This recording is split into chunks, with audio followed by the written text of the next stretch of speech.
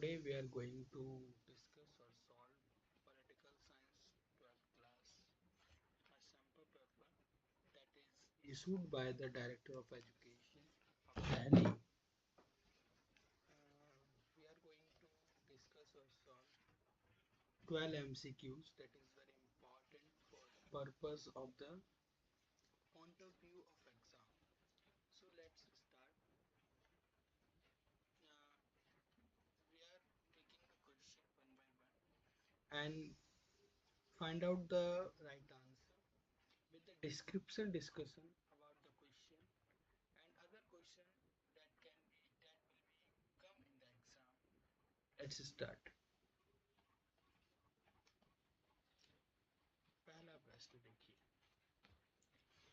निम्नलिखित घटनाओं को काल अनुक्रमित क्रम में व्यवस्थित कीजिए और सही विकल्प चुनिए।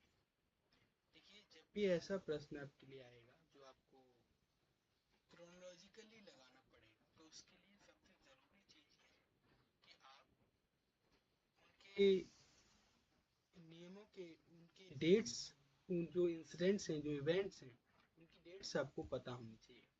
तो सबसे पहले लिखा है संयुक्त राष्ट्र संघ की स्थापना, तो आपको पता होना चाहिए कि संयुक्त राष्ट्र संघ की स्थापना 24 अक्टूबर 1945 को हुई थी। ये आपको पता होना चाहिए।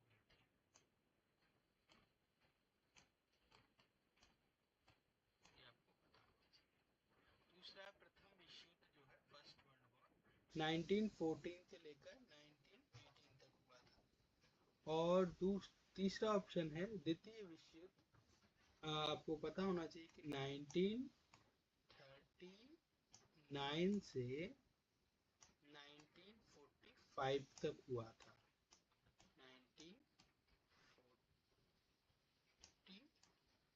1945। और जो आपको दिख रहा है नीचे, ये राष्ट्र संघ का जन्म मतलब लीग ऑफ नेशंस 1919 में बना था। 1919। ठीक है, अब आप देख लीजिए खुद खुद क्रोनोलॉजिकल की सबसे पुराना क्या है। सबसे पुराना है पहला विश्व युद्ध, दैट मीन्स पहला आंसर ये होगा, मतलब पहले नंबर पे ये हुआ। दूसरे नंबर पर क्या हुआ, दूसरे नंबर पर आपका जो राष्ट्र संघ है उसका जन्म हुआ। तो पहला ऑप्शन आपका सेकंड वाला, और फिर फोर्थ वाला, और फिर 39 में ये हुआ और 45 में ये हुआ। तो इसका मतलब कि जो थर्ड ऑप्शन है ये हमारा सही आंसर होगा। ठीक है, उसके बाद दूसरा प्रश्न है संयुक्त राष्ट्र संघ के प्रधान प्रतिनिधि को किस नाम से जाना जाता है। आपको पता है कि जो संयुक्त राष्ट्र संघ है उसका जो सबसे बड़ा पद होता है, और जो सबसे बड़ा पद है जो जिसको हम किस नाम से जानते हैं, अगर आपने पढ़ा होगा तो राष्ट्रपति के नाम से नहीं जानते हैं, प्रधानमंत्री के नाम से भी नहीं जानते हैं, सचिव के नाम से भी नहीं जानते हैं, हम उसको जानते हैं महासचिव के नाम से, general secretary of the United nation. उसके बाद है मानव सुरक्षा की संकीर्ण अवधारणा की समर्थक किस पर ध्यान केंद्रित करते हैं।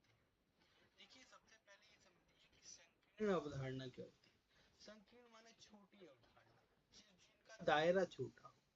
तो ध्यान रखिए कि जो संकीर्ण अवधारणा के समर्थक लोग होते हैं वो हिंसा को ही मानव सुरक्षा का एक अवधारणा मानते हैं। तो इसमें आप देखें कि प्राकृतिक आपदाओं से समुदाय व्यक्ति की सुरक्षा, ये भी हिंसा नहीं है, ये भी हिंसा नहीं है, ये भी हिंसा नहीं है। जो आंतरिक हिंसा से समुदाय व्यक्ति की सुरक्षा है, तो इसका सही आंसर जो होगा ये भी नहीं है, ये भी सही आंसर नहीं है, ये भी सही आंसर नहीं है, पहला वाला सही आंसर। उसके बाद जो अगला प्रश्न है, निम्नलिखित प्रश्न में कथन एक के बाद कारण दिया जाए। तो वो कारण क्या है? सबसे पहले आप कथन देखिए, दुनिया के अधिकांश सशस्त्र संघर्ष अफ्रीका के सहारा मरुस्थल के दक्षिणवर्ती देशों में होते हैं। दुनिया के अधिकांश सशस्त्र संघर्ष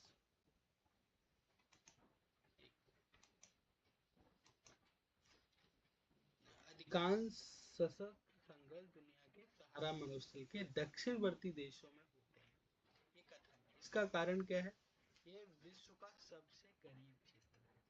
आपको पता ही है कि अफ्रीका महाद्वीप जो है वो काफी समस्याओं से जूझता है।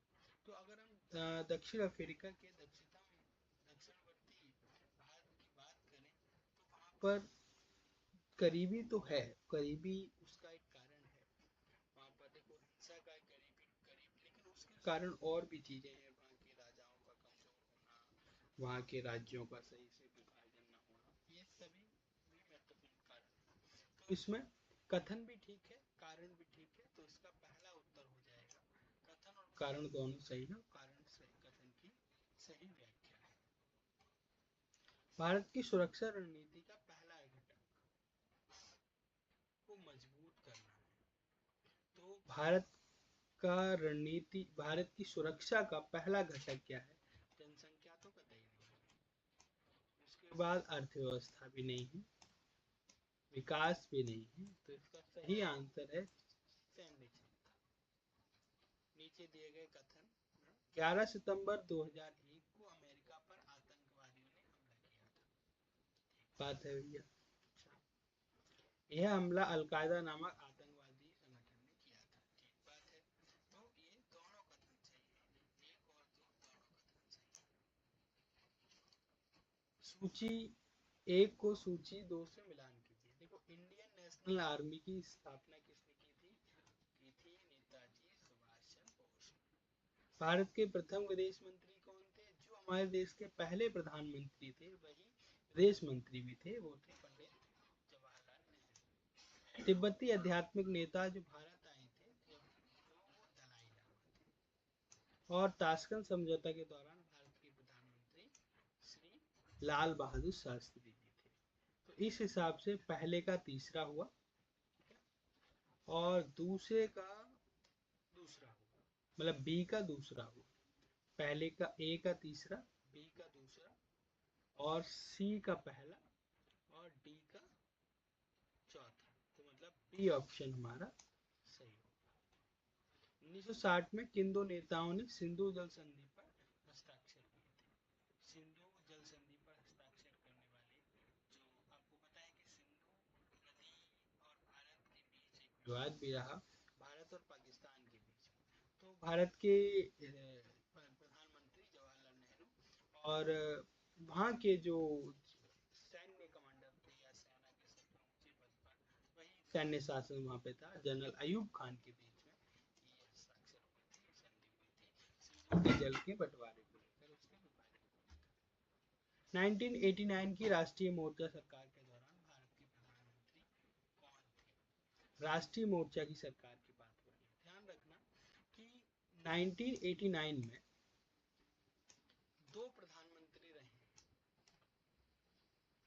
शुरुआती टाइम में जो प्रधानमंत्री रहे हैं वो है राजीव गांधी, और उसके बाद जो प्रधानमंत्री रहे हैं वो है वीपी सिंह। तो अब राजीव गांधी जब प्रधानमंत्री होंगे तो वो तो कांग्रेस से होंगे, राष्ट्रीय मोर्चा से तो नहीं थे, कांग्रेस से थे राजीव गांधी। और जो वीपी सिंह थे वो थे राष्ट्रीय मोर्चा से। तो इसका आंसर वीपी सिंह। गलत जोड़े को पहचान कीजिए। मनमोहन सिंह ने नई आर्थिक नीति चलाई थी, सही बात है। इंदिरा गांधी बांग्लादेश की आजाद की थी, सही बात है। अटल बिहारी वाजपेयी ने जय जवान जय किसान का नारा नहीं दिया था, दिया था लाल बहादुर शास्त्री ने। तो लाल बहादुर शास्त्री ने यह नारा दिया था, तो गलत की पहचान हो चुकी है, यही गलत है। ठीक है, और वीपी सिंह मंडल आयोग लागू किया था, ये भी सही है। उसके बाद 12वां प्रश्न है कि 1989 में भाजपा और वाम मोर्चा दोनों राष्ट्रीय मोर्चा को समर्थन किया था। बिल्कुल सही बात है। क्योंकि इसका कारण था वे कांग्रेस को सत्ता से बाहर रखना चाहते थे। तो कथन और कारण दोनों सही है। उसके बाद गैर कांग्रेसी दलों के राजनीतिक अवधि के व्यक्ति पहली बार 1977 की सरकार में भी थे, जो जनता पार्टी की सरकार थी। ठीक है, तो इस तरीके से आप बहुत देखो एमसीक्यूज को सॉल्व करने के लिए सबसे जरूरी चीज क्या है? सबसे जरूरी चीज है डिटेल अध्ययन, बहुत ही गहराई से अध्ययन। और देखो कोई अगर ये सोचे कि एमसीक्यूज को हम रट कर लेंगे तो ये उसकी बहुत बड़ी भ्रांति होगी। जैसे मान लीजिए कि कोई भी चीज 100% है और उसके 4 हिस्से हम अगर कर लें तो 25-25% में डिवाइड होगा। मान लीजिए कि हम तुक्का मारते भी हैं तो 25% सही होने के चांस होते हैं, लेकिन उसके साथ साथ 75% चांसेस हैं कि वो गलत होगा। इसलिए एमसीक्यूज में हमें ये सतर्कता बरतनी चाहिए। Thank you.